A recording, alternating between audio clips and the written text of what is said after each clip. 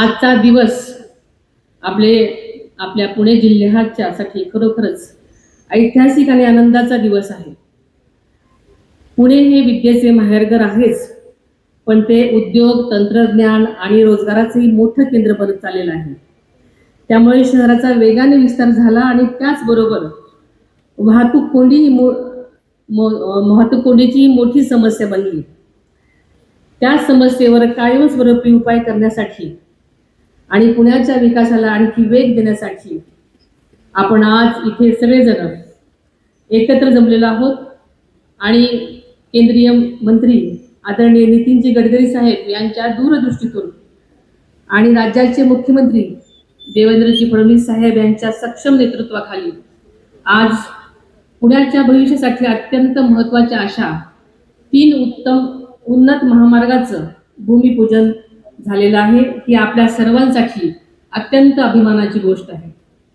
या 3 प्रकल्पांसाठी आपल्याला सगळ्यांनाच माहिती आहे की अजितदादांनी सातत्यानं पाठपुरावा केला होता, अनेक बैठका घेतल्या होत्या, केंद्र आणि राज्य सरकारशी अनेक वेळा समन्वय साधला होता आणि हा विषय कायम प्राधान्याने लावून धरलेला होता।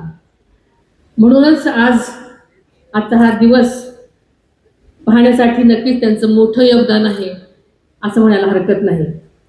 मला पूर्ण विश्वास आहे की हे 3 महामार्ग पुण्याच्या विकासासाठी खऱ्या अर्थानं गेम चेंजर ठरणार आहेत।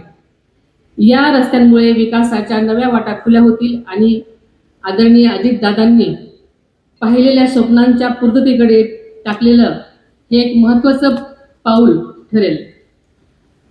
Pune metro ring road, Pune विमानतळ, नवीन टर्मिनल, पिंपरी चिंचवड आणि हिंजवडी IT पार्कचा विस्तार, चाकण तळेगाव औद्योगिक पट्ट्याचा विकास अशा अनेक महत्त्वाच्या प्रकल्पासाठी निधी मिळवणं आणि त्यांच्या कामाचा सातत्यानं आढावा घेणं हे आदरणीय दादांनी अत्यंत प्रभावीपणे केलेलं आपल्या सगळ्यांना माहिती आहे। पुणे शिरूर उन्नत मार्ग हा भविष्यातील गरजा लक्षात घेऊन अत्यंत चांगल्या रीतीने उभारला जाणार आहे।